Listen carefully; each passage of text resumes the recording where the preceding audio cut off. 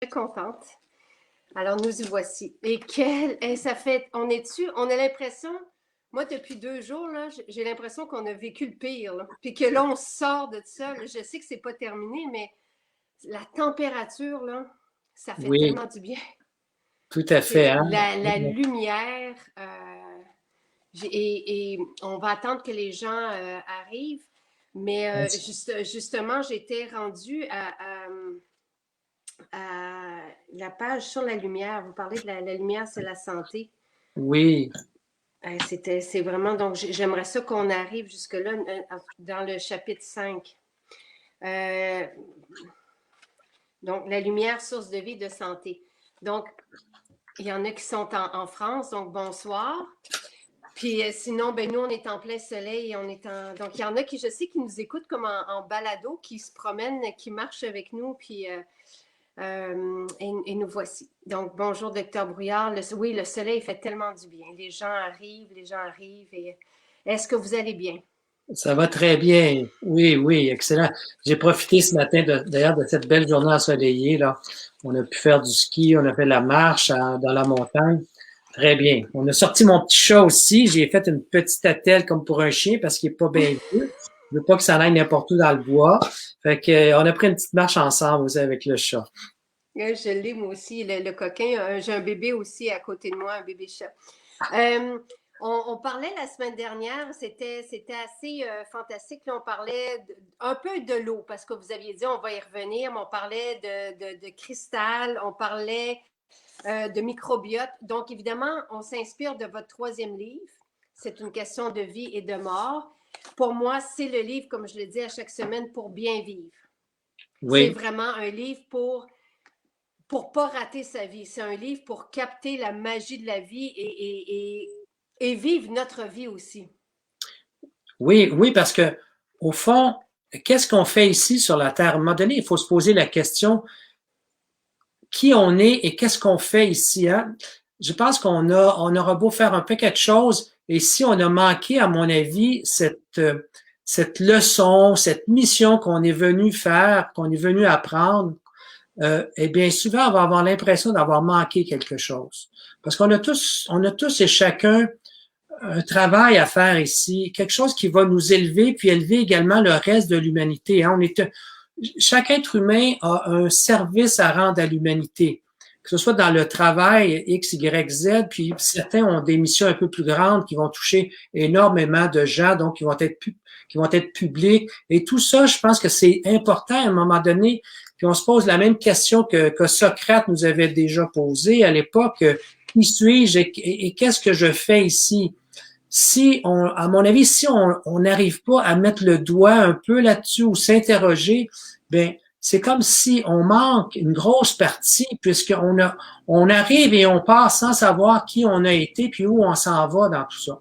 Fait que la question de vie et de mort, à mon avis, c'est important parce que c'est pas juste un livre philosophique. Je pense que c'est un livre aussi de compréhension de soi parce que il faut quand même regarder ce qu'on vit actuellement depuis ce que l'être humain vit, il y a beaucoup de souffrance actuellement sur la planète. Ne serait-ce que s'interroger pourquoi il y a tant de souffrance et qu'est-ce qu'on peut faire pour dépasser ça. Parce que c'est malheureux de penser que l'être humain arrive ici, puis tout ce qu'il va vivre, c'est une certaine souffrance. Et donc, faut commencer à envisager quelque chose de plus grand à l'extérieur de soi, qu'on voit, parce qu'à l'intérieur de soi, on est beaucoup plus grand que tout ça. Dans le premier livre que vous avez écrit, vous avez adressé la santé. Le deuxième, la douleur. Ici, pour moi, c'est oui la philosophie, mais c'est aussi toute la magie, c'est nous reconnecter avec ce qu'on oublie. À quel point la pensée, par exemple, vous parlez de long et en large, vous écrivez sur la pensée, qu'on est le reflet de notre pensée et qu'on pense tout le temps et qu'on pense trop. Et que si on est le reflet de notre pensée, que ça vaut la peine justement de structurer notre pensée, de s'approprier notre pensée et de se rapprocher de ce qu'on est et de s'apprendre à se connaître et tout ça. Mais c'est vraiment, moi, là, qu'un docteur écrive un livre comme celui-là, parce que vous avez, bon, vous avez la connaissance, vous avez, tu sais, l'expérience d'avoir aussi accompagné des personnes vers la mort. Et ce qui est très réconfortant aussi dans votre livre, c'est que vous adressez la mort comme un après-vie. Donc, ce n'est pas une fin aussi. Et il y a énormément de mystères, comment dire, on peut s'approprier ce mystère-là, on peut s'approprier des trucs. Vous parlez de télépathie, vous parlez d'une présence de quelqu'un qui est mort, mais qui reste là, vous parlez de tout ça, de ce qu'on capte pas, de ce qui est pas du pouvoir, par exemple, de la pensée sur l'eau, sur le cristal, les pierres, on parlait de ça la semaine dernière. Oui, il y a du terre à terre aussi, mais il y a beaucoup plus grand que nous. Et ce qui est merveilleux dans la pensée, c'est que il faut, on a parlé dans les premières semaines de bien vieillir et que d'une expérience là, de personnes qui avaient été plongées dans leur environnement de 20 ans auparavant, je crois, si c'est pas 20 Oui, ans, c'est ça. puis qui se sont mis à retrouver une motricité ou de retrouver un bien-être, en fait. Il y a énormément, donc pour moi, c'est un livre qui ouvre les portes, qui donne de l'espoir et qui ouvre les portes, mais c'est un livre aussi sur l'urgence de vivre maintenant et de pas laisser, de pas penser, par exemple, que la pensée n'a pas d'impact, par exemple. La pensée me fascine. La conscience, la pensée, la méditation, tout ce qu'on n'aborde pas en médecine, malheureusement. On ne parle pas du style de vie ici. Ici, ailleurs, oui. Mais ici, je trouve qu'on ne parle pas de tout ça qui fait tellement une différence. Et Effectivement, on sait, on n'en parle pas, mais je pense que à quelque part, la médecine s'est égarée. Parce que auparavant, les médecins de l'époque, que ce soit les chamans ou appelons comme on voulait, ces gens-là faisaient référence beaucoup aux choses qu'on appelle de l'invisible aussi. On savait pertinemment déjà, et c'était une intuition, et je pense que le fait d'aller dans une espèce de matière tellement dense et rester que là-dedans, c'est ignorer la grandeur de l'homme. Il faut vraiment retourner dans l'invisible, tout ce qui se passe dans ce que j'appelle l'énergie. Et quand on parle d'énergie, on a vu notre grand Einstein qui a dit par intuition, E égale mc2, puis E, c'est l'énergie. Et pour lui, la matière, finalement, n'est qu'un ralentissement de l'énergie. Autrement dit, ce qu'on voit dans la matière, là, c'est quelque chose simplement qui s'est densifié tellement qu'elle devient finalement visible ou touchable par nos sens. Mais dès que tu augmentes la vibration de cette matière-là, elle disparaît à un moment donné. Donc, tout ce qui existe est beaucoup plus qu'est-ce que nous, on perçoit avec nos yeux, qu'on puisse entendre, qu'on puisse sentir, qu'on puisse écouter, etc. Donc, il faut commencer l'être humain à parler d'énergie. Et c'est pas pour rien qu'on commence même à penser à des formes d'énergie beaucoup plus subtiles, par exemple le soleil, l'électricité de plus en plus. Et l'électricité, je pense qu'un jour, on va revenir avec ce que M. Tesla avait parlé il y a presque 100 ans, à un moment donné, où il pouvait donner de l'énergie électrique gratuite dans toutes les maisons. Donc, c'est quelque chose, à un moment donné, qui va ressurgir, à mon avis. Et pour penser à M. Einstein, quand il a dit E égale mc2, si E est l'énergie, pourquoi la masse ne serait pas la masse des gens? Donc, la masse, ça serait tous les individus ensemble, multiplié par C, qui serait la conscience, au lieu de la vitesse de la lumière, c'est la même chose. Fait que finalement, je me dis, hey, cette équation-là pourrait être fantastique. Au fond, on nous a donné E égale mc2 pour qu'on essaie de comprendre de façon plus scientifique, mais au niveau vibratoire aussi, E égale à la masse de tous les gens, dont on est cette masse, multipliée par leur état de conscience à la deuxième. Ça veut dire que plus on va élever la conscience des gens, plus il va y avoir des gens avec une haute conscience, eh bien, plus l'énergie va être puissante ici sur la Terre. Et je pense que l'être humain est avant tout une entité qui va permettre, que je pourrais dire, à spiritualiser la matière. Spiritualiser au sens de augmenter la qualité de l'esprit de la matière, hein? Donc le côté énergétique de la matière.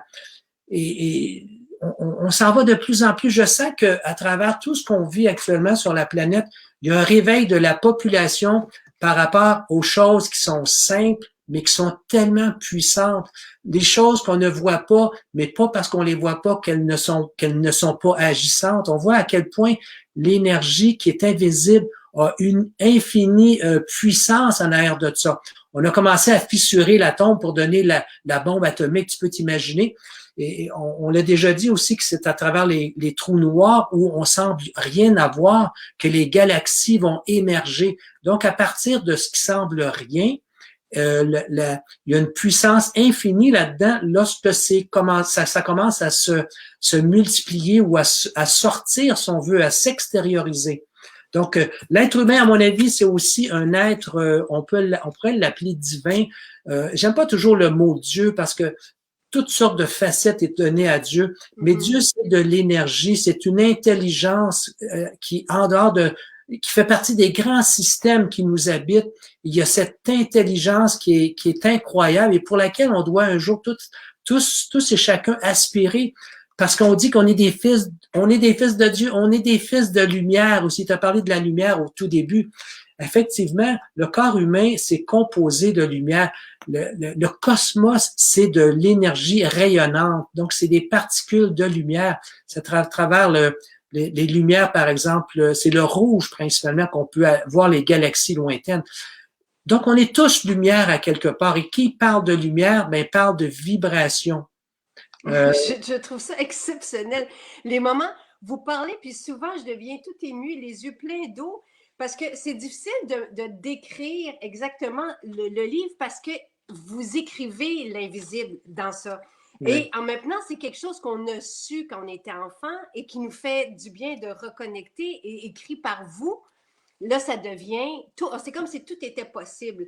Mais quand vous parlez du pouvoir de la pensée puis d'un groupe de personnes et vous avez fait l'analogie à la E égale MC2, vous parlez des égrégores. Puis quand on s'est parlé il y a quelques semaines, vous m'avez parlé aussi de ça, du pouvoir de la pensée collective, un peu comme quand tout le monde médite ensemble, par exemple. Et c'est pas à banaliser et je trouve ça assez merveilleux. Donc, parlez-nous de ça, c'est quoi un égrégore, que ce soit la famille, la nation.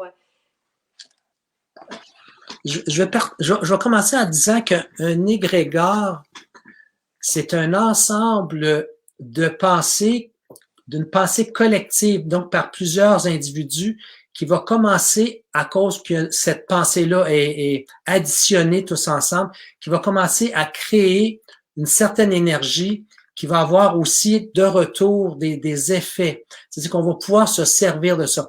Et quand on parle d'égrégore, actuellement, on pourrait même dire que tout ce qui existe autour de nous ne vient que des pensées collectives, que des pensées formes.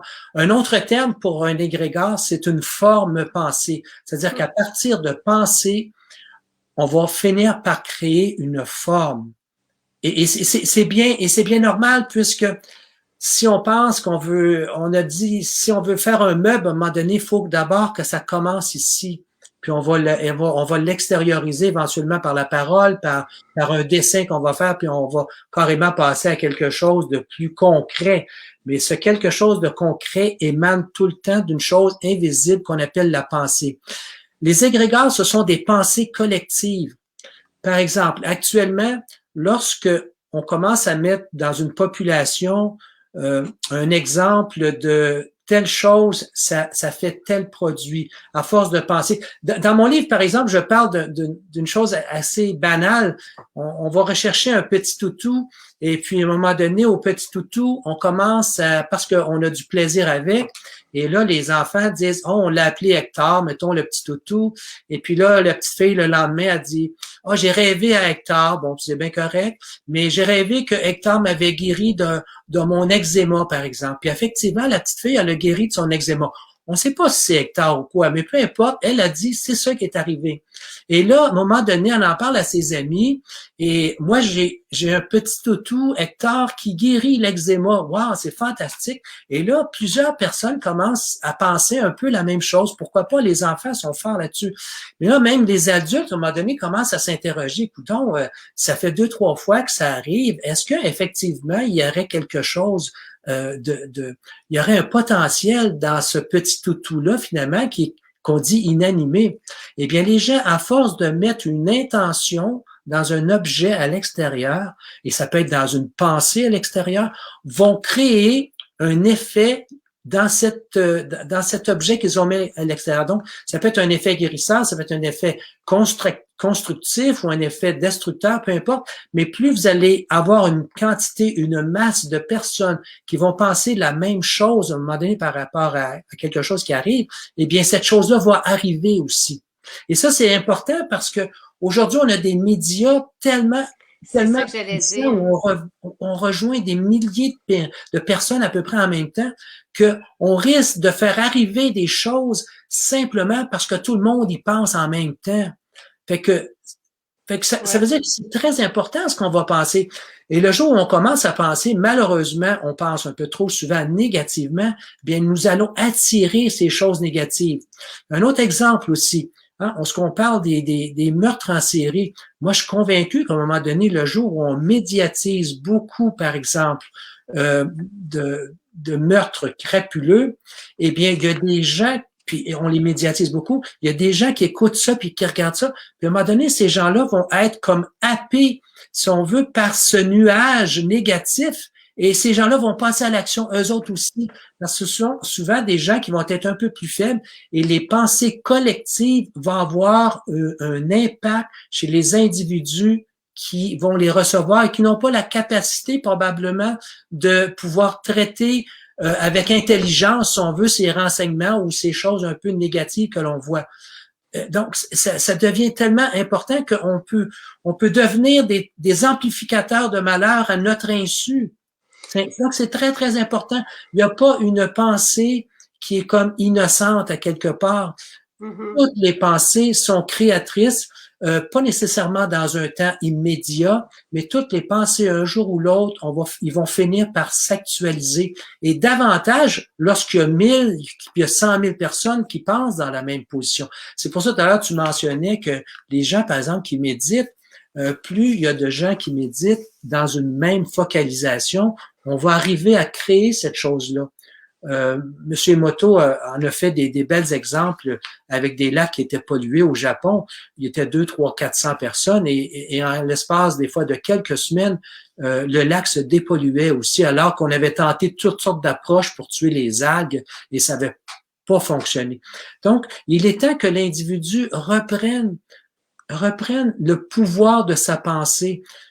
Et toutes ces pensées sont constamment si on veut, porteur d'une énergie qui risque de se matérialiser dans un temps plus ou moins long.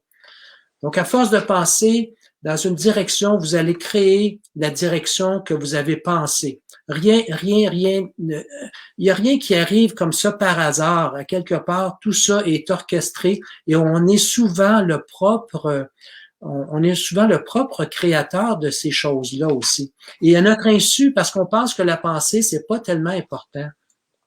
Est-ce qu'on pourrait, tu sais, parce que les médias, veut pas, en ce moment, c'est pas joyeux. Tu sais, c'est très rare depuis un an qu'on ouvre. Moi, quand j'accouche et je me coupe littéralement de tous les médias, je veux rester dans ma bulle de bien-être avec mon bébé et je me couche et justement, je pratique la visualisation, à matérialiser les belles pensées.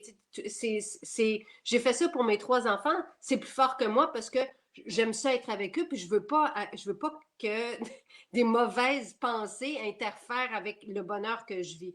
Mais je suis en train de me dire, J'ai eu déjà la réflexion il y a des années, puis je suis certaine que plusieurs ont cette réflexion-là. Pourquoi il n'y a pas des canaux positifs? Pourquoi dans les médias, on n'y va pas juste avec des médias bonnes nouvelles, par exemple? Pourquoi on... Et c'est pas que c'est pas moins intéressant, parce que les changements de vie, les transformations, les gens aiment ça, c'est joyeux, il y a du monde. Donc, je me demande si on ne pourrait pas faire ça, nous, ici, de se donner à chaque semaine une réflexion, un devoir où tout le monde, on pense, tous ceux qui auront écouté l'entretien, ben, on pense à quelque chose de positif. Puis il y a peut-être, on peut peut-être construire comme ça et le matérialiser. Ça vaut vraiment la peine d'essayer de le faire d'un pour vous dans votre propre vie, mais je me demande si on ne pourrait pas. Parce que vous l'expérimentez dans les méditations, vous avez fait des méditations aussi avec des centaines de personnes, vous avez fait partie de ça, j'imagine que vous le faites encore, même si c'est à distance, on doit le vivre quand même d'une certaine façon. Effectivement, puis la distance n'a pas d'importance. Quand on arrive au niveau de l'esprit, de la pensée, la distance peut faire le tour de la planète très, très facilement, de façon instantanée. Et ça a été prouvé avec des gens qui ont fait des études, des chercheurs avec des milliers de kilomètres de distance, on pouvait retracer effectivement ces choses-là. Et quand on parle d'égrégores, par exemple, je mentionne dans le livre à quel point il y a des chercheurs qui ont mis des petites boîtes très sensibles et le jour, par exemple, ils ont enregistré. La première difficulté, c'était de voir est-ce que la pensée peut être mesurable? Est-ce que la pensée peut être mesurable? Ça prend un certain temps. Et oui, après quelques années d'efforts, ils ont dit oui, une pensée est tout à fait mesurable. Et là, ils se sont mis à dire, est-ce que le fait que les gens pensent toutes la même chose à un moment donné à travers la planète, est-ce qu'on crée quelque chose au niveau d'enregistrement? Eh bien, lorsque Lady Diana est décédée, eh bien, la journée, ils avaient mis à peu près 65 petits modules comme ça à travers la planète pour voir s'il y avait un enregistrement de la masse de pensée collective. Eh bien, les enregistrements se sont carrément tous affolés en même temps à travers la planète et avec une grande magnitude. Donc, à quelque part, on voit que la pensée n'est pas quelque chose d'abstrait, c'est une énergie. Et prochainement, je suis convaincu que nos ordinateurs, et probablement qu'on est déjà là, mais les ordinateurs vont fonctionner avec la pensée. J'aurais pas besoin d'écrire, je vais simplement penser, puis mon ordinateur va pouvoir me répondre. On peut appeler ça un genre de télépathie, mais ça fonctionne déjà. Moi, je sais qu'avec mon épouse, carrément, régulièrement, on n'a pas besoin de se parler et tout à coup, on dit la même affaire en même temps. Ah, j'avais justement pensé à ça, puis c'est en même temps, là, tu sais, c'est pas quelque chose que j'ai pensé hier. Et tout à coup, ah, j'étais aussi là-dedans. On dit, ah, ben, si on est à proximité, c'est sûr, on est souvent ensemble. Mais même à distance, ces choses-là se reproduisent aussi. Donc, c'est très important d'aller réaliser à quel point les pensées sont omnipuissantes, omniprésentes et constructrices. Ce sont des pensées qui ont toujours un rapport avec ce que l'on va vivre aussi. Il y a quelque chose, tu parlais tout à l'heure des médias, là, Ben, que les médias étaient négatifs, je me disais, ça serait Ah chouette oui, oui, de créer ça quelque c'est le chose de fun. positif. Ça, j'aime ça parce que, regarde, tu viens de partir un sujet tellement intéressant. Et ça, j'ai vu que ça fonctionne. Il y a des compagnies actuellement où les gens arrivent le matin, par exemple, et le déjeuner peut être fourni ou ils peuvent avoir le petit snack, là, si on veut, s'ils n'ont pas pris ça à la maison. Et ça s'appelle les rencontres bonnes nouvelles. Fait que tu peux rencontrer tout le personnel peut se rencontrer là. Le patron paye la bouffe, le café, les petites muffins ou quoi que ce soit. Mais la seule condition, c'est que tous les gens qui vont là vont avoir une histoire de positive à rapporter. Peu importe ce qu'ils ont vécu, ce qu'ils ont entendu, mais ils apportent la nouvelle positive. Donc, il n'y a aucun journal là-bas. Ce n'est que des choses positives. Et on a réalisé à quel point ces gens-là étaient beaucoup plus productifs pendant la journée qui ont suivi ça. Et ça fonctionne tous les matins. Il y en a pour qui ça a continué d'être justement cette rencontre bonne nouvelle que le patron a décidé de mettre en place avec un petit local. Et les gens ont adoré faire ça. tout à l'heure, tu parlais effectivement, les médias, malheureusement, ce qu'on appelle les nouvelles sont trop souvent tristes, beaucoup, beaucoup plus tristes que des belles nouvelles qu'on devrait. Il y en a pourtant plein de belles choses qui sortent, mais on dirait que l'être humain, encore, il aime ça s'abreuver un peu du malheur à gauche et à droite. Il faut vraiment sortir parce que lorsqu'on fait ça, c'est qu'on s'appauvrit soi-même aussi. Ces vibrations que l'on entend, ces pensées négatives que l'on entend, ça nous infecte, veut pas. Je suis plus capable d'écouter les nouvelles constamment tous les soirs. J'y vais de temps en temps pour voir où est-ce qu'on est rendu, mais je te dirais que c'est comme tellement décevant. Il faut que j'aie comme quasiment me nettoyer après, prendre une douche, puis après aller méditer. Puis quand je vois ça, je dis, oh non, non, il n'y a pas question que j'écoute les nouvelles à soir. Parce que c'est un peu démoralisant, les nouvelles. C'est hyper démoralisant. La seule chose que je vais faire dans ma méditation, c'est peut-être prier pour ces gens-là que j'ai vus finalement qui souffrent beaucoup ailleurs sur la planète, etc. Mais je pense qu'il faut commencer à réaliser que tout ce que l'on voit, tout ce que l'on entend nous affecte tout le temps, tout le temps. Et qu'est-ce qu'on va faire avec ça? Ça, c'est la prochaine étape. Il faut faire quelque chose un coup qu'on est conscient de ça. Parce que ça vient de nous habiter. Une pensée n'est pas là innocemment. Elle va faire un travail à l'intérieur de soi.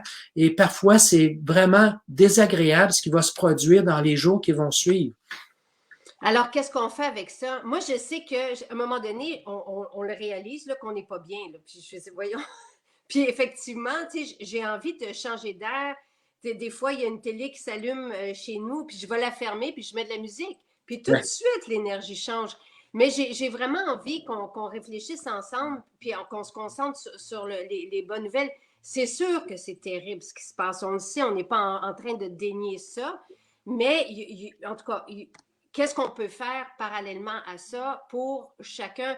Moi, je sais, je vais vous dire un truc, et je sais qu'il y en a qui sont seuls. Et Dr. Brouillard, on en a parlé il y a 2 semaines et encore une fois la semaine dernière. Mais moi, dans cette pandémie-là, là, j'ai eu je suis tellement reconnaissante d'avoir pu être en contact avec mes enfants, mon chum évidemment, mais 24/24. J'étais là, pour moi, c'était des vacances prolongées, j'étais tellement heureuse. Je n'osais pas le dire parce que je sais qu'il y en a pour qui c'était difficile, mais pour moi, c'était la paix, il n'y avait pas de... Il n'y avait pas de voyagement, il n'y avait pas d'avion, il n'y avait pas de voiture. On a vu la nature qui a pu renaître. Puis moi, j'étais là, wow, mais c'était comme une pause. Et j'ai réalisé aussi que c'est quoi être dans une pause parce que j'arrêtais pas. Pour moi, ça a été une bénédiction. C'est sûr qu'on fait tout pour se protéger aussi, puis on suit ce qu'on nous demande de faire et plus. Mais il y a clairement du bon dans tout, dans tout ce qu'on... Comment vous l'avez vu, vous? Je sais que c'est pas fini, là. Mais Oui, c'est ça. Je pense qu'il va y avoir encore d'autres vagues. Moi, je pressens ça, là. Oui, j'en parlais justement avec Carole aussi, c'était une période où on n'a jamais été aussi ensemble. C'est incroyable. J'ai préparé des repas à tous les jours, ce que je faisais rarement, tu sais. Je faisais la vaisselle. C'est quelque chose que j'ai pu apprécier aussi parce que effectivement, on n'avait pas de déplacement, puis on avait moins de rencontres, moins de travail, etc. Et c'était aussi pour moi l'occasion d'aller dans la nature tellement plus souvent. Je me faisais un devoir d'aller à tous les jours prendre un grand bouffée d'air pendant 2-3 heures pour justement me réconcilier. Réconcilier dans le sens de profiter puis d'apprécier puis avoir de la gratitude pour tout ce qui est là. Parce que des fois, le train de vie est tellement, il y a tellement de choses à passer en même temps, c'est qu'on n'est pas véritablement là. Et donc, on a eu une possibilité, à mon avis, de vivre un peu plus l'instant présent, de se reconnecter même à soi aussi. Pour moi, ça a été une période où c'était plus facile d'aller faire une bonne lecture, d'avoir des moments de réflexion, des moments de méditation, etc. Alors que souvent, on est un peu pressé dans le temps. Alors que là, j'avais comme, wow, j'ai la journée, je vais faire ça, on va faire ça après. Les choses se déroulaient comme facilement, plus aisément. Moi, c'était vraiment une occasion de renouer avec moi-même. Puis je suis convaincu que même les gens peut-être qui vivent une solitude, donc pas juste de l'isolement, mais une solitude, ben c'est peut-être se renouer avec eux-mêmes aussi. C'est important parce que le jour où on commence à voir que la vie nous donne ça à un moment donné, qu'est-ce qu'on fait avec? Tu sais, c'est pas dire j'en veux pas, on n'a pas le choix, c'est là, là. Donc, qu'est-ce que je vais faire de ma solitude? Qu'est-ce que je vais faire de mon confinement ou mon isolement? Et voilà, c'est une autre façon finalement de penser et enfin d'agir peut-être différemment parce que la plupart du temps, on vit sur une espèce d'automatisme, on reproduit les choses. Et là, on n'a pas eu le choix que de s'arrêter, commencer à regarder davantage. Effectivement, la télévision, moi, je vais la regarder surtout pour voir des beaux films. Il y a tellement des belles choses dans les films aujourd'hui. Je suis vraiment émerveillé des fois, mais il faut les choisir. Puis après ça, c'est la lecture aussi. Avoir un bon livre de lecture, un livre comme tu lis là, actuellement, c'est tellement ressourçant. Puis le livre, la question de vie et de mort, je l'écris justement où il y a plusieurs questions dedans. Comme tu as pu voir, je n'affirme rien. Bien que je pourrais affirmer un paquet de choses, mais mon but, c'était pas de ça. C'était laisser à l'auditeur, au lecteur, la possibilité de réfléchir à ce qui est apporté par rapport à ça. Parce qu'au fond, c'est ça qui est important. La pensée, il faut que nos pensées viennent de nous. Malheureusement, quand on ne fait pas ça, qu'on n'écoute que le petit écran avec tout ce qui nous est envoyé, eh bien, c'est une pensée que j'appellerais réflexive. C'est une pensée de la réflexion des autres qu'on a fait pour soi. Et malheureusement, c'est comme ça que ça se passe. La plupart des gens, et pendant un bon bout de temps, moi aussi la même chose, c'est qu'on vit de la pensée des autres. Et dans ce temps-là, il n'y a pas grand-chose qui se fasse. Il faut que l'être humain, à un moment donné, commence à penser par lui-même. C'est quoi qui est vrai véritablement? C'est quoi qui est faux? C'est quoi qui est important dans la vie? Il faut se faire notre propre système. Nos croyances, elles doivent être remodelées de nouveau parce que on a été, depuis qu'on est tout petit, amené dans une espèce de, appelons ça un certain étau, là, dans lequel on dit il faut passer à travers ça, mais il faut à un moment donné ouvrir beaucoup. Et si j'appelle aller chercher la conscience, l'être humain, à mon avis, ce qu'on vit là actuellement, était une possibilité d'avoir un état de conscience différent. Vraiment différent voilà. Absolument. Et une façon, pour moi, là, pour me revenir à l'essentiel, puis à ma vie à moi, je me pose, ma question, c'est si je meurs la semaine prochaine ou demain, qu'est-ce que je fais aujourd'hui? Qu'est-ce qui est important pour moi? Cette perspective-là me ramène à mon essentiel. Vous, comment vous faites pour vous, pour venir à vous, tu sais, pour venir à votre système et non la pensée d'un autre? On parle de la nature nettoie aussi. La nature, il suffit de regarder des oiseaux pour on se ramène au présent puis on se nettoie de toute cette pollution-là, si on veut, de pensée négative. Mais vous, c'est quoi votre schéma pour revenir à votre personne, puis à construire à partir de vous? Mais c'est se bâtir un peu à chaque jour. Pour moi, c'est important quand je me lève ou quand je me couche, c'est quoi l'objectif de ma journée? Je commence toujours par la méditation. Que ce soit puis en général, c'est pas long. En général, c'est une vingtaine de minutes, 20, des fois 30. Et pour moi, c'est comme important de commencer avec une espèce de petit sourire intérieur, tu sais, parce qu'on se lève pas nécessairement avec ça. En tout cas, dans mon cas, c'est pas quelque chose qui est comme gratuit puis qui est toujours imprimé sur mon visage. Des fois, j'ai besoin d'aller m'asseoir et puis tranquillement essayer de retrouver cette sérénité au fond qui devrait être à l'intérieur de soi à travers la méditation. Et moi, je fais beaucoup de travail avec la visualisation des couleurs aussi à l'intérieur. Dans le livre, j'en parle des méditations avec le bleu ou la couleur dorée, etc.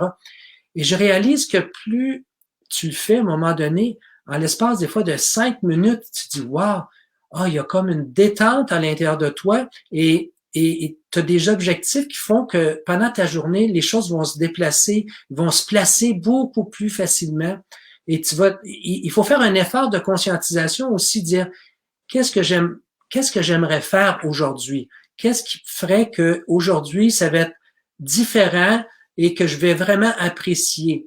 Parce que sinon, on se laisse un peu balloter par une nouvelle ou par quelque chose qui arrive à la maison qui brise ou quoi que ce soit. Donc, faut vraiment être conscient de ces choses-là. Puis le soir, ben c'est un peu pareil. Je fais comme on pourrait dire comme un acte de conscience de ce que la journée a pu m'apporter et qu'est-ce que demain je pourrais changer que aujourd'hui j'ai comme peut-être un peu manqué d'une certaine façon. Tu sais, dire ah ouais, j'aurais dû faire ça comme ça. Ah oui, ok. Fait que donc demain pour moi, ça fait partie de ma méditation de la soirée que le demain je vais porter attention à telle chose par rapport à par rapport même à ma pensée par exemple. Donc il y a des choses comme ça où c'est comme si tu te mets de plus en plus conscient par rapport à ce qui se passe à l'intérieur de toi, de plus en plus conscient par rapport à ce que tu travailles, à ce que tu penses, à ce que tu vis constamment aussi. On peut appeler ça essayer de vivre plus l'instant présent aussi. Oui, effectivement, c'est comme se ramener toujours plus au centre de soi. Et quand on fait ça, ben nécessairement, on est moins enclin à se laisser perdre dans des pensées de toutes sortes. Il y avait le petit mémo aussi que des fois que j'ai parlé dans le livre faire la technique du stop. Hein? Oui. Il faut à un moment donné arrêter de penser et pour ça on peut se faire un autocollant qu'on met un peu partout dans la maison, dans le miroir avant de se brosser les dents. Et quand on se brosse les dents, où est-ce qu'elle est ma pensée? Est-ce que je suis en train de me brosser les dents? Où je pense qu'à un moment donné, probablement, je vais avoir de la misère à dormir à soir. Là. Je suis fatigué, mais il me semble que ça ne dormira pas bien. Tu sais, on est constamment ailleurs lorsqu'on fait quelque chose. Donc, cette petite technique peut nous permettre justement de se refocaliser à quoi je pense présentement. Ou sinon, on peut carrément aller vers un petit mémo qui nous dit ah tiens t'as le mot joie que t'écris un peu partout dans ta maison ou paix ou tranquillité, sérénité. Fait que c'est des choses qui fait qu'à un moment donné tu t'imprègnes de ça. Et on a vu qu'avec Emoto, ces mots-là ne sont pas anodins, elles ont véritablement un travail sur soi. Et c'est ça qui est un peu il faut pas attendre que la science nous dise hors de tout doute que ça fonctionne. Ça fonctionne. Il faut vraiment commencer à utiliser des petits détails comme ça dans la vie de tous les jours qui vont faire en sorte que ces petits détails-là vont faire la différence au bout de la ligne. Et c'est souvent ces petites choses qui semblent anodines dans notre vie qui vont faire tellement des grands changements dans notre vie. C'est fou comment que ça fait un changement. Moi, il y a une phrase que j'ai entendue il y a 2 semaines, puis je le sais ça, mais il faut se le rappeler à tous les jours. Oui. Et il y a une phrase qui est rentrée, puis j'ai entendu cette phrase qui dit « On va tous mourir ». Tu sais, fait que c'est pas la mort, mais c'est comment on vit qui fait la différence. Puis là, j'ai fait parce que comment on vit, c'est pas ce qu'on fait. C'est vraiment, pour moi, c'est apprécier chaque petit moment, chaque sourire, chaque... Et depuis, je l'ai collé partout, partout. Parce que ça me permet d'être heureuse et ça me permet de vivre différemment ma vie, même s'il n'y a rien qui a changé. Complètement. Et ces mots-là, ça fait vraiment la différence. Moi, je fais ça depuis que j'ai 17 ans. Puis la semaine dernière, vous nous avez donné, je ne sais pas si vous avez vu ou si vous l'avez fait, mais la semaine dernière, vous nous avez donné comme devoir d'écrire amour, paix, joie sur l'eau, sur l'entrée d'eau, parce qu'on allait aborder le thème de l'eau et comment, même sur notre verre d'eau, on peut envoyer une intention et comment ça peut changer. Donc, ça, c'est l'expérience des motos, de Monsieur Emoto, et comment c'est intéressant. On a parlé de cristal, tout ça était super intéressant. En parlant d'invisible, comment vous expliquez la présence de Ramana Maharshi des années après sa mort? OK. Quand on parle des années après la mort, mais la mort de quoi? C'est la mort du corps physique, hein? Est-ce qu'on est véritablement qu'un corps physique? Évidemment, si on s'identifie juste à ce corps physique, eh bien, quand il finit et ça finit là. Mais on sait que ce serait, à mon avis, ridicule de penser à l'être humain comme étant simplement un amas de chair qui, lorsqu'il se décompose, tout s'arrête là. C'est, on a les, moi j'appelle ça des preuves aujourd'hui avec tous ces gens qui sont revenus de l'autre côté avec des transformations radicales de leur vie. Il y a pas, il y a pas un neurotransmetteur qu'on pourrait inventer puis qui donnerait de telles transformations chez des gens. Il a fallu que ces êtres-là touchent à quelque chose de tellement puissant de l'autre côté pour revenir avec une telle transformation et qu'ils ont transformé même le monde autour d'eux autres. Donc, à quelque part, un être comme Ramana Maharshi, qui était un gourou de l'époque et qui avait une qualité vibratoire très puissante, eh bien, lorsqu'il est mort, c'est le corps physique qui est mort. En passant, même souvent, ces grands êtres-là, le corps ne se décompose pas ou ça va prendre des années avant qu'il se décompose. Et donc, il y a quelque chose qui se passe même au niveau biochimique de la biologie du corps qui fait qu'il y a quelque chose de bizarre qui va se passer à ce niveau-là. Mais il faut bien comprendre que cette présence de Ramana Maharshi, même si le corps physique n'y était plus, eh bien, la présence invisible de l'être, il était encore là. On peut, et ça, c'est une très, très belle présence. Hein. Tu la sentais, c'était comme vivant à l'intérieur de toi. Tu te sentais transporté quand tu arrivais sur un lieu comme ça. C'est quelque chose que tu expérimentes à l'intérieur de toi. T'as beau ne pas y croire ou pas, mais ça fonctionne. Il y a quelque chose qui se passe à l'intérieur. Et je pourrais dire peut-être de l'autre côté, il y a des maisons hantées. Mais moi, j'y crois à ces choses-là aussi. C'est encore là, il y a des êtres qui sont quittés, mais des êtres qui ont été tellement comme prisonniers de la matière dans la maison dans laquelle ils étaient, que ces entités-là, qu'on appelle les âmes à un moment donné, ne sont pas capables de s'en aller là où ils doivent aller. Ils restent encore tout près de notre monde physique. Et ils vont même avoir des répercussions à un moment donné de présence, puis des fois même des manifestations qui pourraient être au niveau du physique même. Donc c'est quelque chose, c'est pas parce qu'on l'a pas prouvé de façon scientifique, on sait que ça fonctionne comme ça. Les peuples l'ont toujours su et de plus en plus, d'après moi, d'ici une cinquantaine d'années, ces choses-là vont être mises de l'avant et vont avoir été expérimentées par des chercheurs qui vont travailler dans l'invisible.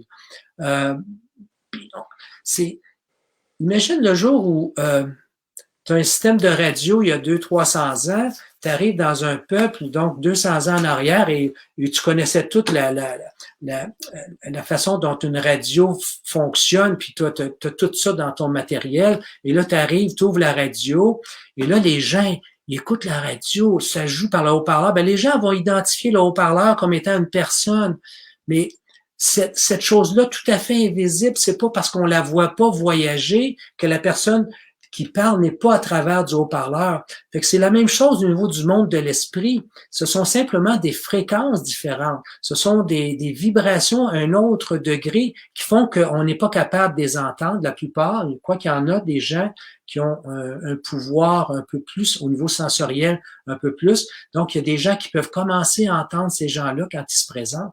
Mais tout ça ne fait partie que des mondes qu'on appelle des mondes parallèles ou des mondes invisibles dans lesquels nous baignons. Je pense il faut vraiment réaliser que le monde est bien plus grand qu'on pense que juste être une forme biochimique telle qu'on assume qu'on est actuellement.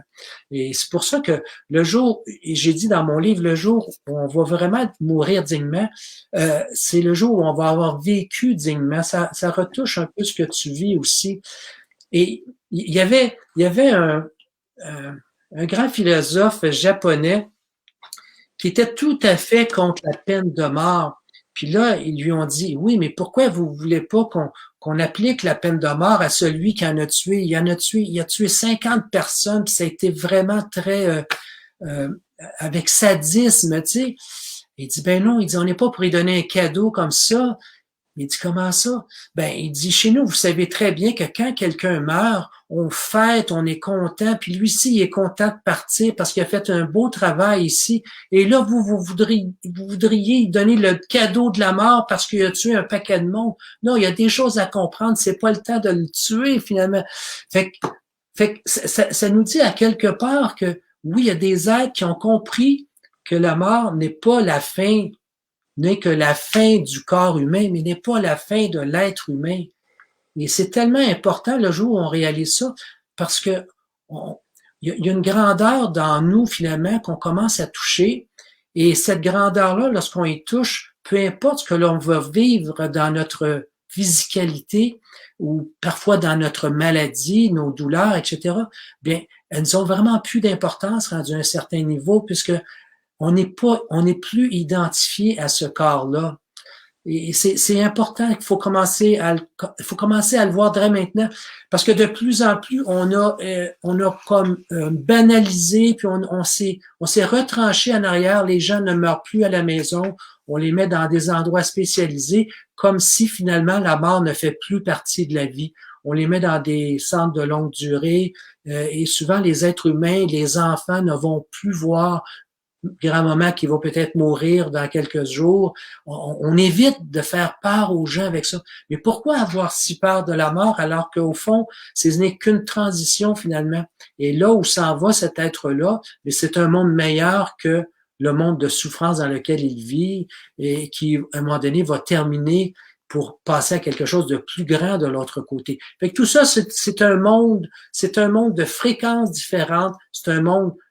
Qu'est-ce qui nous dit que le monde de la mort n'est pas plus vivant que le monde de la vie? C'est possible, à mon avis. C'est la même chose dans le rêve. On dit, oui, mais quand on rêve, c'est juste un rêve, mais ça a l'air tellement vrai un rêve, hein? Ouais. Quand tu rêves véritablement, là, tu reviens, des fois, tu peux être quasiment en sueur, le cœur te débat, tu te réveilles à un moment donné, tellement c'était puissant. On peut se poser la question, le rêve et la mort, peut-être que c'est à peu près la même chose à quelque part. Le rêve est juste peut-être une petite mort de juste quelques heures, alors que la mort serait un grand rêve pour lequel on revient encore.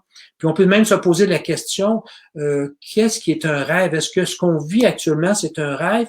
Puis que le rêve, ce qu'on l'on dit, le rêve est peut-être une autre réalité aussi importante finalement. Donc, l'être humain... J'aime tellement ça.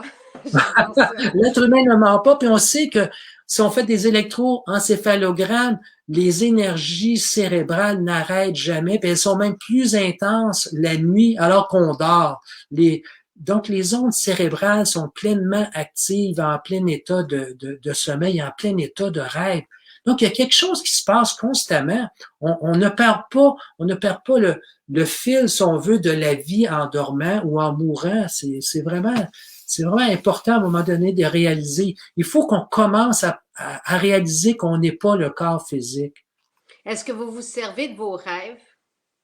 Oui, j'essaie. Il y a des fois, ça fonctionne vraiment le fun. Il y a des fois, là, c'est comme, wow, ça me dit que dans quelques mois, telle affaire va se régler, puis effectivement, OK, ça a pris 6 mois, puis c'est exactement ce que j'ai vu dans mon rêve. Des fois, il y a des rêves prémonitoires. C'est un peu difficile, les rêves, parce que ça se passe pas dans notre niveau de la réalité physique en 3 dimensions.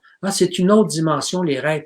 Donc, interpréter un rêve, ça demande beaucoup ça demande une jugeote un peu différente parce qu'on n'est pas dans ce monde-là actuellement. Mais il reste que les rêves, oui, je pense qu'on va avoir des gens qui vont de plus en plus s'intéresser, et la science aussi, les chercheurs vont aller vers ça parce que les rêves vont pouvoir nous dire aussi ce qui s'en vient, et nous, on va être capable d'avoir, et ça sera pas loin ça, là, mais capable d'avoir des rêves qui vont faire en sorte que la journée du lendemain va être la continuité du rêve qu'on a eu la nuit. C'est comme, on va réaliser un jour qu'on va être des co-créateurs constamment, même lorsqu'on pense que l'on dort. Parce qu'au fond, on ne dort pas. Hein. Le cerveau, on le sait, on rêve constamment pendant la nuit. Il n'y a pas une nuit où on ne rêve pas plusieurs fois, là. Donc, il y a quelque chose qui se passe aussi. Ce sont des domaines où la science n'a pas les outils encore pour aller voir tout ça, mais on va les avoir éventuellement, et ces choses-là vont être connues, et on va faire tellement des pas de géant le jour où les chercheurs vont nous dire voici comment ça fonctionne. Mais pour ça, il faut déjà commencer à penser que ça fonctionne, parce que la seule façon de transformer notre état d'être, c'est commencer à penser que c'est possible, cette chose-là. Hein, le jour où tu commences à penser que la pensée, elle est créatrice, eh bien, ta pensée va devenir créatrice. Tant aussi Mais c'est longtemps tu fantastique. imagines que la pensée n'est pas créatrice, eh bien, à quelque part, tu vas avoir beaucoup moins de puissance dans ta pensée. Hein, les athlètes utilisent la Ben visualisation. oui, Et ils sont complètement investis, ils se voient, tu sais, c'est pas juste de le voir, c'est le corps est complètement impliqué dans la visualisation. C'est ce qui fait la différence. Fait que là, c'est à se demander si le rêve, parce qu'on est complètement investi, parce que notre cœur va palpiter, parce qu'on va être complètement investi émotivement aussi, émotionnellement. Est-ce que c'est en train, est-ce qu'on est en train de projeter quelque, en tout cas, je trouve ça vraiment intéressant. Parce que si on veut matérialiser, si on veut, tu sais, faire en sorte que notre pensée crée plus rapidement, si on veut, ou se matérialise, moi, je trouve une façon de faire, c'est de complètement s'investir, de sentir, de vraiment de se fermer les yeux, puis de ressentir ce que notre pensée nous fait vivre. Et c'est là où on matérialise plus rapidement. tout à fait, tout à fait. Hein, la première chose, c'est d'abord de s'investir en disant, oui, ça peut fonctionner comme ça fonctionne comme ça. Puis la deuxième chose, c'est vivre dans cette même modalité. Et c'est là qu'on va réaliser qu'à quelque part, on va créer de plus en plus vers ça. D'ailleurs, les gens qui s'investissent dans leur qualité de sommeil par rapport à ça, eh bien, ils vont commencer à dire, oui, il se passe quelque chose dans le sommeil dans lequel je peux avoir accès. Et là, ils vont prendre des notes. À chaque fois qu'il y a un rêve, ils vont essayer de se réveiller puis ils vont l'écrire pour s'en souvenir. Et si ça peut arriver 2, 3 fois pendant la nuit, ils sont capables de le faire. Et graduellement, ils s'aperçoivent que, wow, ils commencent à avoir un impact dans leurs rêves. C'est arrivé, c'est arrivé des moments dans ma vie où la plupart de tous mes rêves avaient une signification. Et c'était incroyable, c'est ahurissant, mais pour ça, il faut que tu commences à te donner le droit, te donner la permission d'y croire. Sinon, ça fonctionne pas ou tu laisses simplement aller et tu vois pas les synchronicités que la vie va vouloir t'apporter dans tout ça. C'est tellement chouette. Puis j'ai une petite question aussi, parce que vous avez parlé de chamans aussi tantôt. Est-ce que vous avez côtoyé des chamans? Euh, non, j'en vois pas, malgré que j'en lis des fois des histoires sur les chamans. Je n'ai pas rencontré de chaman particulier. Mais encore là, on commence à réaliser que, sais-tu que ça prend de l'essor actuellement, le côté du chamanisme, mais arriver avec une notion scientifique, là, de plus en plus. Je vois des neurosciences avec des chamans qui s'intéressent à ça. Et Wow. ça, c'est vraiment fantastique parce que c'est justement à propos de l'invisible, ces petites choses-là qui sont simples. Et on va parler de guérison de plus en plus vers ces phénomènes-là, à mon avis, qui relèvent de l'invisible. Et donc, on ne dépendra pas de tout le système minéral, si on veut, qu'on brevette et des formules chimiques, etc. L'être humain va travailler davantage, de plus en plus, avec son ressenti et son pouvoir, que je parlerai au niveau télépathique, au niveau volonté, au niveau magnétique également. C'est c'est quelque chose qu'il faut développer et c'est important. On parle de Reiki, tout ça, ça fonctionne le Reiki. J'ai pas besoin de me dire que la science, ah oui, on l'a prouvé. Même si la science l'a pas prouvé, moi je sais que ça fonctionne, je l'ai fait et ça fonctionne. Je m'arrête là.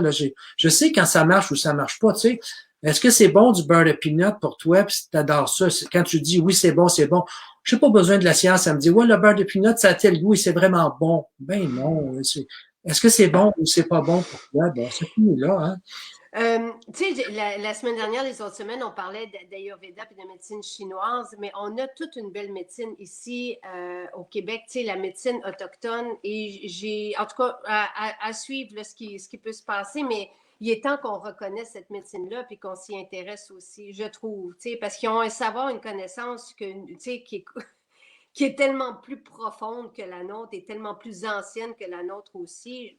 En tout cas, moi, c'était ma parenthèse Oui, personnelle. Tu sais. oui tu as bien raison parce que c'est des médecines qui datent de millénaires. Notre médecine ne date que de 125 ans à peu près, 150 ans, mettons, là. C'est une médecine moderne, hein, et on avance. Au début, si tu regardes les débuts de la médecine, c'était à tâtons. Et c'est correct, mais à un moment donné, il faut pas que la médecine soit... je pense que l'erreur actuellement dans la médecine, c'est qu'elle s'est désinvestie du côté un peu mystique. Cette qualité vibratoire, cette qualité énergétique, cette qualité du ressenti à un moment donné, on s'en est parce on n'est pas capable de la peser, on s'en est, on l'écarte carrément. Mais de plus en plus, il va falloir revenir à ces choses essentielles de l'être humain à un moment donné qu'il avait ressenti et était capable de l'appliquer aussi. J'ai travaillé beaucoup avec... À un moment donné, je travaillais juste avec mes mains au lieu de me servir même d'aiguilles d'acupuncture, avec des résultats supérieurs aux aiguilles d'acupuncture, parce que je pouvais travailler avec la main, si on veut, le doigt, en imposant ou en soumettant une certaine intention dans la guérison, que ce soit avec des couleurs ou autres, et qui avait des impacts aussi. Et c'est là qu'on réalise à un moment donné, ben non, l'être humain il est bien plus puissant qu'on pense. Et le jour où on va commencer à mettre toute cette technologie savante qu'on nous a appris, mais aussi au pouvoir de l'esprit, ça va être incroyable tout à l'heure, les résultats qu'on va avoir. C'est merveilleux, c'est tellement un bel univers. Ça fait plusieurs semaines que j'ai envie qu'on parle un peu de respiration. Je sais qu'on arrive vers la fin de notre heure, mais est-ce que vous utilisez la respiration aussi? Parce que vous nous avez déjà montré dans une émission il y a longtemps à respirer. Est-ce que vous l'utilisez encore, comme par exemple pour aller vous coucher le soir? Est-ce que ça fait partie de vos rituels dans une journée? Oui. En passant, j'ai terminé un 10e module hier avec Synmedia. Et puis, finalement, les gens ont un peu plus de 6 heures de formation là, pour 97 $. Donc, il y a 10 modules pour 97 $. Les gens peuvent aller l'acheter sur drbrouillard.com, donc mon site web. Ils peuvent s'inscrire puis avoir... Et on parle de la santé en général aussi, sur tous ces niveaux. Et dans les livres, j'en ai donné une quinzaine, je pense, d'exercices de méditation. Est-ce qu'on respire? Ben oui, on doit. Moi, je commence toujours par une respiration abdominale, tout le temps. Pourquoi? Parce que, à quelque part, c'est comme, ça me permet de me recentrer. Et la respiration, dès qu'on commence à respirer de façon régulière et profonde, et principalement abdominale pour travailler les diaphragmes et ce qu'on appelle le nerf vague, donc le nerf parasympathique, pour apporter la détente jusque dans notre ventre, eh bien, lorsqu'on commence à faire ça, que ce soit 3 ou 7 respirations, il y a un changement drastique qui s'opère même au niveau de la pensée. La pensée commence à relâcher, à ralentir également. Et après ça, c'est comme la deuxième étape, on peut commencer avec des techniques méditatives, comme on donne dans le livre. Il y a vraiment une belle technique de méditation sur la lumière. Parce que pour moi, on est des êtres de lumière et c'est important de réaliser, c'est important de se le dire. Vous voulez être des êtres de lumière, vous voulez vraiment réaliser ça de plus en plus, bien, la première chose à dire, c'est « je suis un être de lumière ». La première chose à dire, c'est de le redire constamment aussi, parce que vos cellules vous ont appris, on vous a appris à dire à vos cellules que vous êtes juste votre corps matériel. Et là, vous êtes obligé de faire une déprogrammation ou une hypnose, si on veut, parce que pour moi, de l'hypnose, c'est de la reprogrammation positive par rapport à quelque chose qu'on veut changer. Et donc, vous pouvez vous-même faire votre propre auto-hypnose en vous disant, vous répétant constamment que vous êtes un être de lumière, que votre fils est un être de lumière, que votre mari, c'est un être de lumière. Vous rencontrez un être de lumière à chaque fois que vous rencontrez un être sur votre chemin.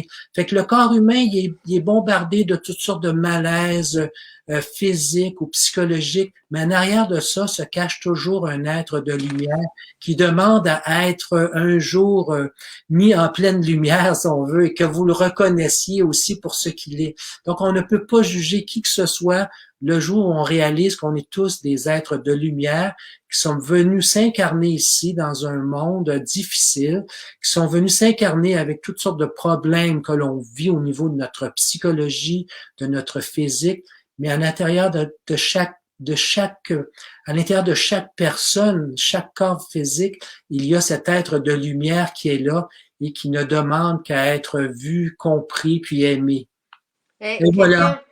Tu sais, Ina dit le direct qu'on fait ensemble ramène au début des années. Moi aussi, le livre me ramène à cette époque où je me branchais sur la magie, où je voulais correspondre avec la vie, puis matérialiser ce que je voulais pour la première fois. Je l'expérimentais, j'avais 17 ans, puis justement, j'écrivais des mots partout, je créais ce que je voulais. Et j'utilisais toutes sortes des méditations, des respirations et des visualisations. Et ce livre, pour moi, c'est ça. Donc, c'est tellement plus. En même temps, tu sais, j'ai perdu mon papa, donc il y a quelque chose de très, très, très réconfortant dans ce livre. Quand je le lis, je l'ai donné à ma mère aussi parce que je voulais. Tu sais, c'est difficile pour nous, tu sais, mais ça nous réconforte. Donc, c'est tellement, tellement, tellement c'est comme de s'ouvrir les portes sur, ben justement, de s'ouvrir les portes sur l'invisible. C'est pour ça que j'ai de la difficulté à le mettre en mots, mais c'est un cadeau, ce livre. Donc, le livre, il est disponible sur notre site, maisonjacinthe.ca, mais partout aussi en librairie. Les livres de Dr. Brouillard sont rapidement des best-sellers. Le premier, La santé repensée, est accessible aussi. C'est une merveille. Vous abordez tout dans ce livre.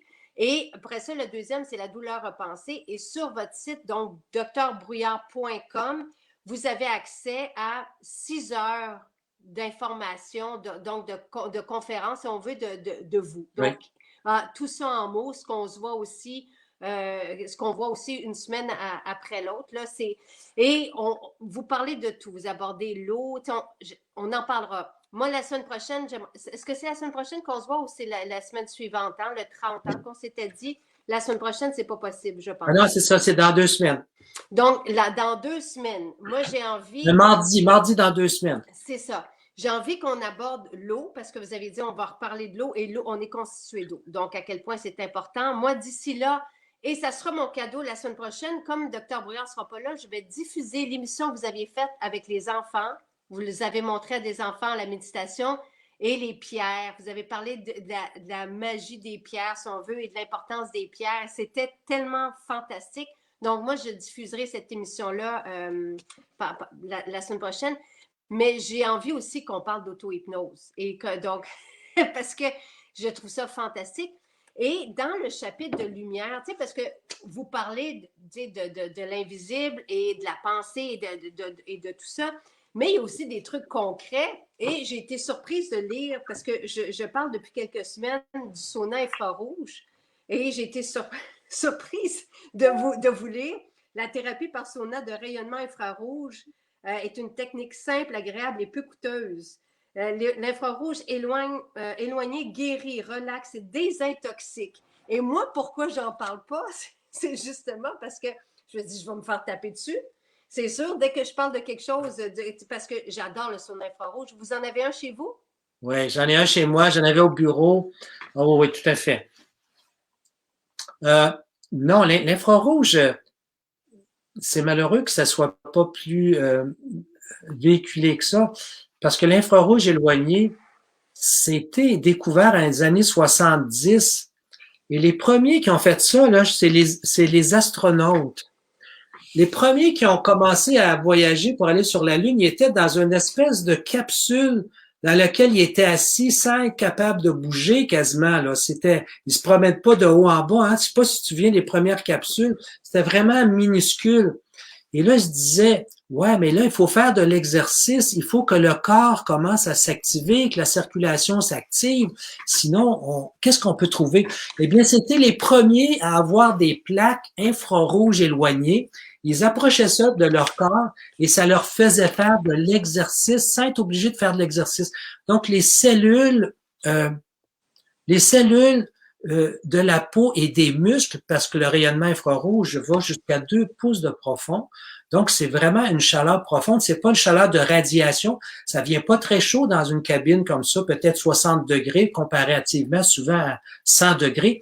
Mais la profondeur de l'infrarouge telle que le soleil nous donne, on peut la mettre également sous forme avec la technologie. Donc, le même infrarouge va faire en sorte que ça fait un travail musculaire. C'est incroyable. Et à cause de ça, évidemment, c'est que tu actives la circulation profonde, tu fais une transpiration. Et qu'y a-t-il de meilleur pour se désintoxiquer que de transpirer et d'activer la circulation, modifier beaucoup le facteur de flot de flot sanguin. Et donc, ça a été à la fois quelque chose pour désintoxiquer, mais à la fois quelque chose pour faire aussi un effet positif sur la santé. Et j'ai vu même des études. Par exemple, il y avait des gens très, très cardiaques, des insuffisants cardiaques qui ne pouvaient plus faire de l'exercice.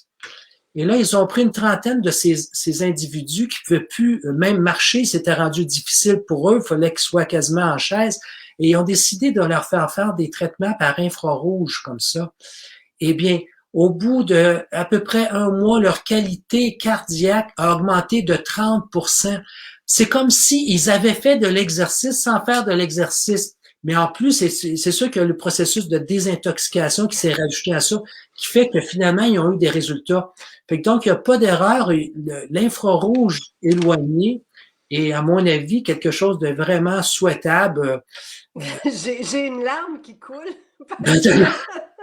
Non, mais c'est parce que, docteur Boyard, vous savez, j'ai parlé de détox, puis je me suis fait rentrer dedans, Oui. puis encore, puis encore. La détox, ça n'existe pas, on se détoxifie tout seul, puis, tu sais, et moi, d'entendre ça, ça me fait du bien. Qu'est-ce que vous voulez que je vous dise? Je trouve Non, ça merveilleux. l'intoxication existe bel et bien.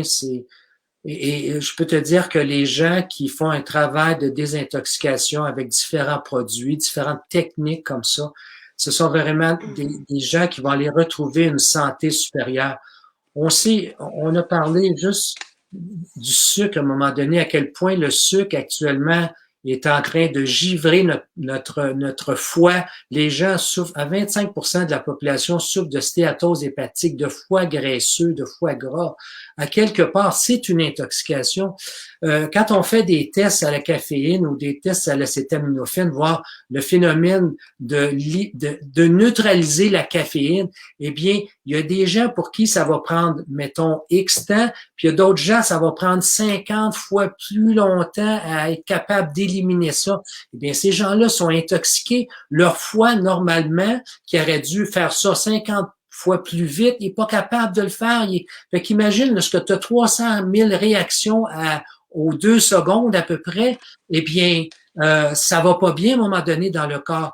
Il y a beaucoup de processus de maladies chroniques qui sont dus à l'inflammation et au phénomène de toxicité ou d'intoxication que l'on vit. Donc, le phénomène de désintoxication, quand j'ai fait les formations avec l'Institut de médecine fonctionnelle depuis 30 ans, c'est un phénomène qui est largement répandu dans les grands milieux, que ce soit à Harvard ou des places comme ça. Là. C'est pas une affaire dans les airs, là. Non, ça n'a rien à voir avec ça. C'est vraiment scientifique, la désintoxication. On est frileux au Québec, je pense. On est frileux. On se cache beaucoup derrière des espèces de concepts. Mais voilà, en tout cas, ça me fait plaisir vraiment d'entendre ça. Quelqu'un demande, est-ce qu'en s'abonnant donc sur votre site, on s'abonne, on peut s'abonner et on va avoir accès aux 6 heures. C'est ça, même les formations qui sont déjà offertes. Oui, c'est ça. Hier, justement, j'ai répondu à peu près comme à 70 questions. Donc, 1 heure et demie hier encore. Et donc, les 10 modules, quand les gens s'abonnent, ils vont avoir pour 97 $ les 10 modules qu'ils vont pouvoir visionner au moment qu'ils veulent, aussi souvent qu'ils le veulent aussi. Je pense que c'est important aussi, juste de visionner une fois ou lire un livre une fois, c'est pas assez. C'est des choses qu'il faut comme intégrer pour soi, puis à un moment donné, il faut les relire, il faut les remettre en place, mettre dans notre pratique. Et je pense que c'est vraiment quelque chose qui va faire la grosse différence dans votre vie à tous les niveaux parce que c'est à propos de la santé. Et quand on a la santé, c'est à la fois physique et psychologique. Hein. On sait que tout ça va ensemble à un moment donné. Bon, Et là, il y a la santé spirituelle aussi. Oui, il y a quelqu'un, Sonia, qui dit on est frileux en France aussi. Bon, mais moi, je vous remercie, docteur Brouillard, parce que vous alliez tout ce que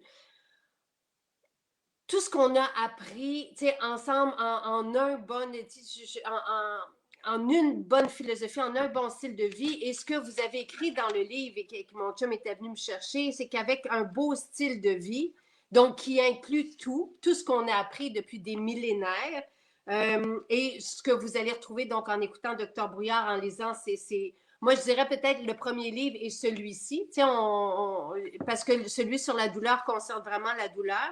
Mais vous dites qu'on pourrait, avec un beau style de vie, stopper combien de pourcents des maladies inflammatoires? 60 ou 60? 60%. 60%. Ouais. Pourrait être évité avec un beau style de vie.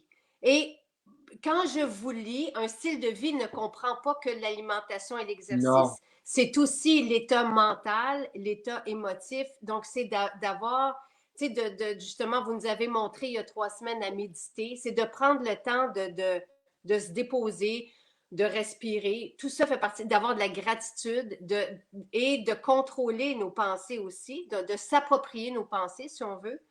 C'est tout ça, un beau style de vie. C'est pas juste bien manger. Absolument. Oui, on est un être, on est un être que je pourrais dire en 3 parties, hein, le côté physique, psychologique et spirituel.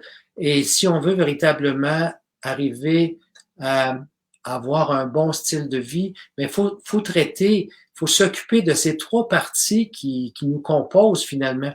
Et ce côté qu'on retrouve un peu dans le 3e livre, de ce côté sur le côté spirituel aussi. Donc c'est important. Et quand je dis spirituel, c'est pas religieux, ça n'a rien à voir avec ça. C'est le côté de l'esprit qui nous habite à quelque part. On peut l'appeler l'âme ou le grand, ou la surâme ou l'esprit, mais il reste qu'à quelque part, on a cette grandeur divine ou spirituelle qui nous habite et c'est important de le réaliser. Et souvent, lorsque le corps est malade, c'est que à quelque part, on n'a pas saisi ce que l'esprit veut nous tenter de nous donner comme orientation. Et souvent, fait que c'est le corps qui va souffrir à quelque part. Et donc, lorsqu'on a une douleur, il faut s'asseoir à un moment donné puis regarder qu'est-ce qui se passe, pourquoi ça arrive. Parce qu'il n'y a pas de hasard, hein? On a dit à quelque part que tout était synchronicité et que tout avait un but dans la vie. Et le corps est le parfait exemple. Lorsque ça commence à trop défaillir, à quelque part, il faut s'asseoir, réfléchir et qu'est-ce qu'il faut changer. C'est pas essayer de prendre la pilule, qu'on pense des fois des pilules miracles. Comme j'ai dit, ça n'existe pas vraiment des pilules miracles, à moins que vous appreniez à devenir la pilule miracle. Et ça, c'est à travers un style de vie qui nous compose à la fois au niveau physique, psychologique et spirituel. Merci. Donc, rendez-vous sur drbrouillard.com. Ce livre, vous pouvez le prendre sur notre site. Donc, quand vous allez chercher votre salade ou peu importe, ou dans nos maisons et partout, dans toutes les librairies, il est là. C'est une question de vie et de mort. Puis, il y a La santé repensée. Vraiment un livre à avoir, vraiment. Parce que, vous, tu sais, je veux dire, il y a des révélations là-dedans. Et en tant que parent aussi, c'est bon des fois d'avoir ces références-là. La douleur repensée, il y en a plusieurs qui souffrent, donc c'est un livre pour comprendre et pour apprivoiser la douleur. Merci beaucoup. Merci à vous tous qui avez bien voulu nous entendre encore de nouveau et au plaisir de se retrouver mardi dans 2 semaines. Exactement. Bonne fin de journée. Merci. Bye bye.